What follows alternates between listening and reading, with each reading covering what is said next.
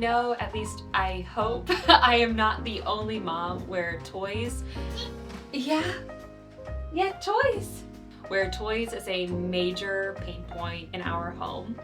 And right now we are kind of trying to go through our home and simplify it to make room for what matters most. So today we're going to tackle the toy closet, and I'm going to walk you through the system that we've implemented and are continuing to implement as time goes on. So let's just get into it.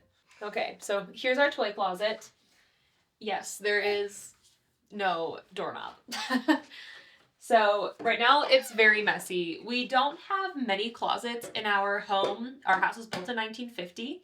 And because of that, a lot of things are being stored in here right now. A few weeks ago, this was pretty pristine, and then we got the stomach flu, and it was kind of every man for himself. So we're gonna go through this closet and reorganize it today, and I'm going to explain to you what system we are using and what toys we are keeping that actually our kids will play with, not just like get out, dump out all the toys, and then want something else. And also what we do to prevent that from happening. This is pretty much all the toys our kids have. They also have some stuffed animals right here and also in their bedrooms. And they also have dress-up clothes. But in their bedrooms, they pretty much have no toys. We don't have toys in their bedroom. They're all down here. And they can take them up to their bedroom, but they live here. All right, kids have already started using these bins for things that don't go in there. But we bought these bins when there was a sale on storage from Target. And these clear bins are what we house all of the kids' toys in. I used to have pretty aesthetic bins, but then my kids couldn't see what was inside of them. And it just became a pain point because you also can't stack them as easily, like the prettier baskets. So I got the plastic, not as pretty storage bins and repurposed the pretty ones elsewhere where they could actually be appreciated in our home. Okay, so now we have the storage stuff out. I'm gonna go get a box for donations. So we purchased Coterie to make our life a little bit easier for diaper runs. And one of my favorite parts about ordering Coterie is it comes in huge boxes. So when we get those boxes every month, my rule has always been when you get a diaper box, you fill it up and you take it to donation. And so when we get our big old Coterie diaper box, we fill it up with donations and then take it to donation. It's not sponsored or anything. It's just a very big box, and it's helpful to have big boxes to take to donation. Okay, let's just go through the toys that we have in here. I feel like that's a good place to start. The toys that are seeming to be doing well for the kids and kind of what we need to phase out. Just for the sake of keeping it organized, I'll start with the things we're getting rid of. Our kids love cars, but they specifically like cars that can like go on the tracks. Like we have these tracks, and the cars that can go on them are like Hot Wheel size, but we also have bigger, words are failing me. We have bigger cars as well, but they're not as interested in those. They like the matchboxy, is that what they're called? Cars. So I'm going to donate the bigger cars and hold on to the smaller cars, and then I can put it in a smaller bin. Next is Lego. Our kids have two big old creator bins. These guys of Lego. We have 4 boys. We have a 7-year-old, a 5-year-old, a 3-year-old, and a 1-year-old. The 1-year-old is with me. I'm sure you hear him. So we have 2 bins of the creator bins up here, one for the 7-year-old and one for the 5-year-old. We have more Lego than that. We have just an insane amount of Lego because it's pretty much all they play with, so it's what our family, which we have a fairly large family, gifts them all the time. So we have overflow up here and just what they're currently playing with or building in their creator bins. So next we have our colored pencil bin. We use this for homeschool, but also one of the things that our children can check out, which we'll get to that system soon, is their colored pencils and their sketchbooks. So that's a thing. We have a sketchbook that does not belong here. We have a field guide. We have our card games and flashcards in here, so that's one bin.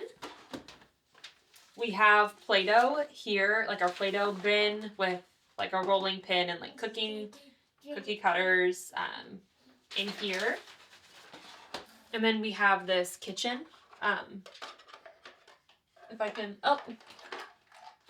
And then we have this kitchen, the lid thing my baby's playing with. But we have this kitchen that they can play with. It has like a drawer and stuff that we let them play with the Play-Doh. We love Star Wars here, so we have a bin of action figures. Honestly, the kids do not ask for this very often, but they would be heartbroken if I did anything with this other than keep it. So we'll hold on to it until we're like kind of out of the Star Wars phase and then figure out what happens next. But it will always be like hold a special place in my heart because our kids love it so much. We have a doctor kit. It's pretty self-explanatory. It has doctor things in it. And then over here in this corner, we kind of just have miscellaneous things that need to be out of reach of little hands. So we have like big bubble containers, and then we have like video game, like homeschool video game stuff. This is a trash can that my 3-year-old trash can. This is not a trash can. It's a garbage truck that my 3-year-old loves to look at and to own, but not necessarily to play with. So I'm going to have a conversation with him about this one. One thing that we try to explain to our children is that we can only have so much in our home, so every toy they're keeping is a toy that they will have to keep inventory of, and because of that, not be able to bring any more in, just because it becomes too much with a family of 6. One thing I really try not to do is to donate toys without talking to my children about it first. I used to do that. Yeah, you want to play with that. I used to do that, but then it kind of created a culture around decluttering that my children were fearful of because they were afraid I was going to get rid of things that they loved, even though that really never happened. But it just made them nervous because their toys would be there one day, not the next. So I scrapped that plan, and now we have a conversation about this. So everything that I'm putting in the donation box has been a conversation with my children. It's just like they donated part of it, and I'm donating the rest of it, or something along those lines. Next, we have our tool bin. This one is very well loved by my 3-year-old. It's full of tools. So here are some baby toys. Our baby toys go into our living room. And because there's just really like one bin of them, we just keep those in a bin, and then my little guy just pulls things out. He's generally not as interested in these as he is in whatever his brothers are playing with. Here is our bin of like grocery store things. They have all these little toys that they'll set out and pretend that it's Target, or I guess it's our Target bin. He'll pretend that it's Target. And there's some pieces of it that are scattered around here, so I'm going to put those in here and then put it back in the closet. Then this is our bin of Mouse House, like the little Meleg. I think that's how you pronounce it. Mice. We have a Mouse House upstairs, and these are the little mice that go with it. I wish there was a better system than keeping these down here and that upstairs. That's just what we have space for, and you make do with what you got. So here are our magnetiles. This bin kind of comes unzipped, and then you can like lay it flat, which makes cleanup a little bit easier. So kind of self-explanatory. Magnetiles. And then you really can't see down at the bottom, can you? We have a bin of these wooden blocks. They're exactly what they sound like, wooden blocks. That's down there at the bottom. And this is our bin of Duplos that my 3-year-old tends to play with when my older boys are playing with their Legos. So that's it for what we have in this closet. So our system of how we use this is we do a checkout system, which I heard this idea from Margaret Matheny. Is that how you pronounce her last name? But she said that she did something like a checkout, like a library checkout system for her kids' toys, and I thought that was genius. So we implemented that. So this is my checkout book, and we have 4 columns. One is for the name of the child, one is for the bin that they've selected, And one is for their signature that they will bring it back, and then one's a check mark for the fact that they have returned the toy. So the way that it works is when they want to play with the toy, they come grab me, we put their name down, we write down the bin that they chose, and then they sign it, and when they want to bring it back, they bring it back, and then we check it off. I thought we would get more pushback on this system, but the kids actually love it, and I think it kind of gives them a sense of control, and also it helps to limit the amount of toys that are out so cleanup time does not feel so overwhelming for them. And there's a little bit of an incentive to getting them to clean up, because when they clean up, they can get out a new toy.